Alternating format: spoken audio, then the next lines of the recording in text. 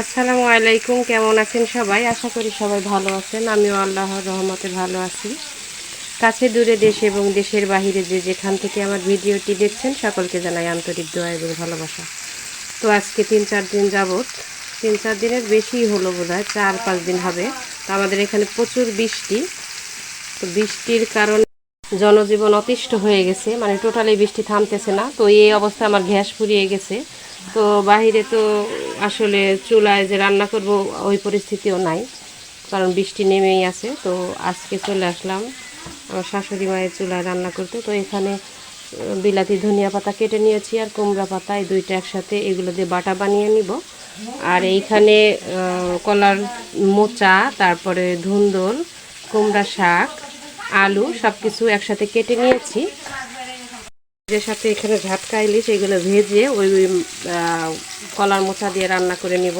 আসলে বাজারে যাওয়ার মতো প্রসেস নাই। তারপর এখন মানে বাড়িতে যা আছে ওইগুলোই রান্না করতে হবে, তো কি আর করা। তো আপনাদের ওইখানে কেমন বৃষ্টি হচ্ছে? সব অঞ্চলেই তো এরকম বৃষ্টি হচ্ছে আসলে।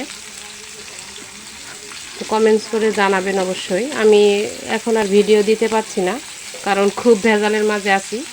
কারেন্টটা অবশ্যই থাকে, ভাত কুকারে রান্না করা যায়, কিন্তু এই মুহূর্তে গ্যাস যে আনবো ওরকম পরিস্থিতি নেই। আমাদের এখানে কাঁচা রাস্তা, প্রচুর কেদা হয়, ওই কেদার মাঝে তো আনা সম্ভব না।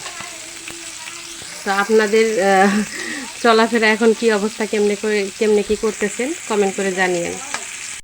এক পাশে উঠিয়ে দিয়েছি, এটা হচ্ছে আমার শাশুড়ি মায়ের বন্ধু চুলা। তো এইখানে দেখেন এরকম পাইপ দিয়ে পুরা ধোঁয়াটা বেরিয়ে যায়, এখানে কোনো ধোঁয়া বা কালি হয় না। তো চুলাগুলো কিন্তু মাসাল্লাহ ভালোই জ্বলে। আমি যদি রান্নাঘর ওভাবে দিই তো এরকম একটা চুলা বানিয়ে রাখবো, প্রচুর জ্বলে কিন্তু। আর মাঝে মাঝে যদি সমস্যা হয়, এই যে এইখানে দেখেনই আছে, এইখানে বাতাস দিলে হয়ে যায়।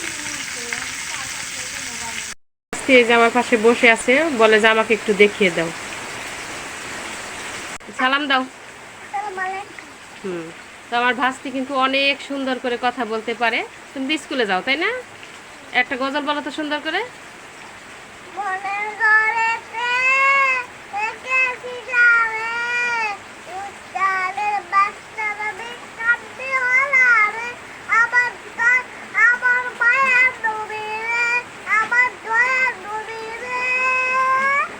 সুন্দর হয়েছে।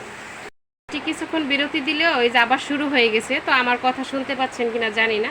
তো এত দূর থেকে তো আসলে সব কিছু টেনে আনা সম্ভব না, একটু তো জানেনই আমি একটু দূরে বাড়িটা করছি, এই জন্য সব কিছু একসাথে কড়াইয়ের মাঝে দিয়ে নিয়ে চলে আসছি, যেন বারবার না যাইতে হয়।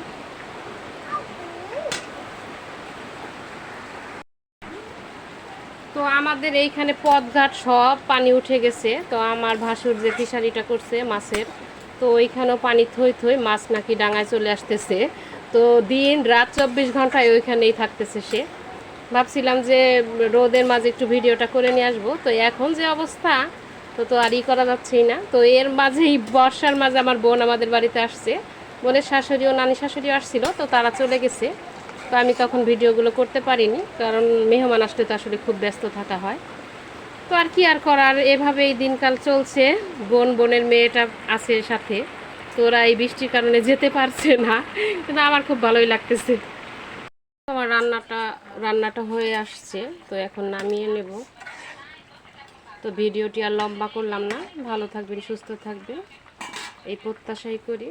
সবাই একটু সাবধানে থাকবেন। প্রত্যেকেরই আসলে ঠান্ডা জ্বর, আমারও অলরেডি এসে পড়ছে। তো আজ এই পর্যন্তই বিদায় নিচ্ছি। আল্লাহ হাফেজ, আসসালামু আলাইকুম।